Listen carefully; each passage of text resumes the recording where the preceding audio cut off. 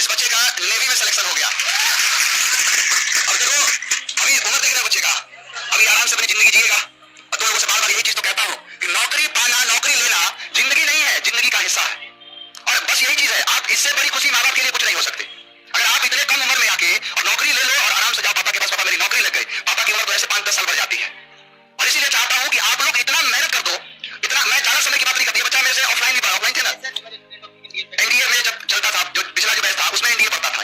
और ऐसा नहीं है, क्वेश्चन बहुत सारे ऐसे कॉन्सेप्ट पढ़ाता था तो डाउट पूछता था कि सर ये कैसे होगा, बताता भी था इसको। जितना पढ़ा रहा है उस पर पूछा था सर क्या इतना पढ़ने से हो जाएगा।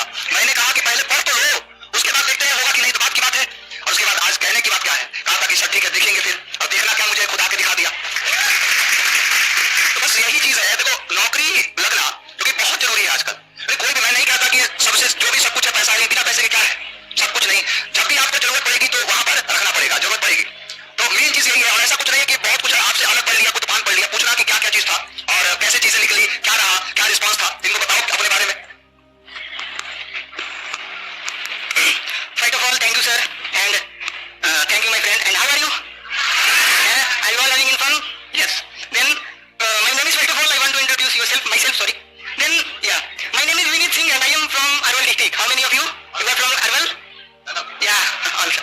Then first of all I joined तो पहले I joined my with KGS group. कितने शर्म की बात नहीं है कि तुम लोग ये कह रहे हो इंग्लिश की क्लास में कि हिंदी में बोल दो। नहीं है, अपने आप को इस काबिल बनाना है। देखो हिंदी में कहे तो can you explain this sentence into English, ये आना चाहिए, कोई बात नहीं, आएगा फिर। Then I'm here speaking in English. It's because of Priyanshu sir, nothing else. Because it's also said that you should focus on your goal. Then you should, of course, you should hard working on your goal, on your study. Then I did by the help of sir, and I focus all guidance. Even when I met with the sir, then I also take lots of guidance from by the sir. Then it's also a very helpful teacher. And सभी बच्चे जो होते हैं तो क्योंकि ऐसा होता है कि when your teacher is teaching in the way, but you take your responsibility or your responsibility how to take a study in which way. आप आज अच्छे कर रहे हैं या किसी दूसरे डायरेक्शन में लेके चले जा रहे हैं, ये आप पे डिपेंड करता है। देन तो मैंने क्या हुआ था, जब सर से मिला तो काफी अच्छी जो गाइडेंस देते हैं सर, और जो वोकैबुलरी का वो जो ट्रिक्स होता है, टिप्स होता है, वो it's wonderful, it's totally different from the other institute and other coaching. Yeah, you can find that. You can find and आप देख रहे होंगे it's also totally different and it's extreme level. It's nothing compare between any classes and any coaching. तो वही था जो इस बार जो सर वो जो मेरे को जो vocab था, वो नेवी में जब हम पेपर में बैठे थे तो उसने एक culmination, culmination. Yeah, that is same to same asking my question examination. Then I also attempt in graduate. Then तो लगता है कि हाँ, जब पेपर में सेम टू सेम क्वेश्चन आते हैं तो लगता है कि यस मेरे टीचर ने मेरे लिए कुछ किया है। Then तो ये सिचुएशन देख करके जो है सर दिल गार्डन हो जाता है। तो और बाकी जो सर एरर थे वो एरर भी मैंने किया है जो नाउन से थे, और क्या तो ऐसा नहीं है। तो आप लोग को भी, और ये स्पोकन की बात रही तो सर हमने एक दिन जब बोल रहे थे तो बोल रहे थे कि if you have to enhance your personality then you have to work in your right way, so that I try to give my best in front of Priyanshu sir and I am here to in front of you. तो इसका totally credit sir का जाता है, क्योंकि batch में sir वो कुछ words बताते हैं और बाकी जो वोकैबुलरी है उसको आप सिंपल वे में इतना सर तोड़ देते हैं कि आप उसको यूज करने अच्छे से जान जाते हो।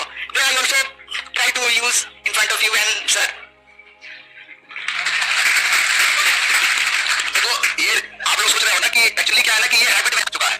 जैसे आप ट्रेनिंग करने जाओगे ना नेवी और एयरफोर्स में या फिर किसी डिपार्टमेंट में, तो ये समझ लो कि जो मान के चलो जो हिंदी बोलने जानते हैं लोग भूल जाओगे, क्योंकि ये डेली रूटीन होता है। जैसे आप एयरफोर्स में चले जाओगे ना तो आपको वहाँ इंग्लिश पढ़ाई जाती है, नेवी में इंग्लिश पढ़ाई जाती है, क्योंकि अभी छोटे बच्चे होते हैं, इनको लगता है कि अभी इनको अंग्रेजी नहीं आता, कैसे तैसे करके पास हुए हैं, इनको क्या पता कि पीएस अंग्रेजी पढ़ के आए हैं, तुमको हरा देंगे यहीं पे।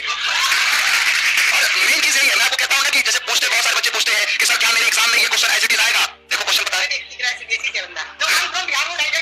देखो सीबीएसई से नहीं, ये सीबीएसई वाली बात नहीं है, ये एक बिहारी का खून ही कुछ ऐसा है, जहां भी जाते हैं छाप छोड़ के आते हैं, और मुझे पता है। और मेन चीज क्या है ना कि ये ऐसा नहीं है, मैंने कहा ना कि ये रूटीन पार्ट बन जाता है। रूटीन पार्ट का मतलब ये कि आप जब जाओगे ना तो आपका कम्युनिकेशन स्किल पूरा का पूरा चेंज कर देंगे, आपके डिसिप्लिन, क्योंकि फौज एक अलग चीज है। आप अगर सिविलियंस हो के आप नहीं देखते, जिस दिन आप फौज में जाओगे ना तो आपको पूरा अलग ही, मतलब ये समझ लो कि 180 डिग्री चेंज हो जाता है। वहां पर आपके बोलने का तरीका, आपके बिहेव का तरीका, मतलब that means you have to be an officer. आपको सारी चीजें ऐसी बनानी है, करनी है। और मुझे आज भी याद है कि जैसे एनडीए की तैयारी कर रहा था बच्चा, तो इसका सवाल ये था कि सर मान के चलो अगर मैं रिटन क्वालिफाई भी कर लूंगा तो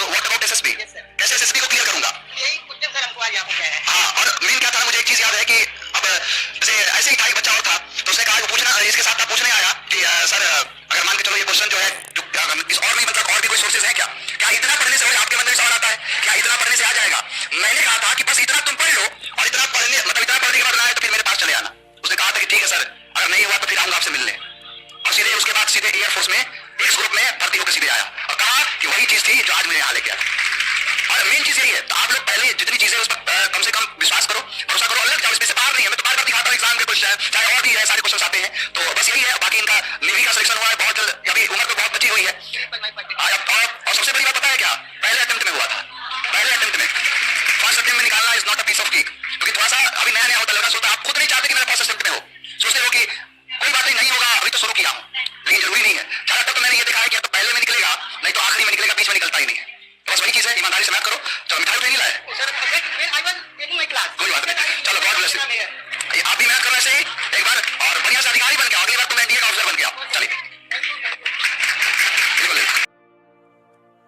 जय हिंद। आशा करता हूँ वीडियो आपको अच्छा लगा होगा।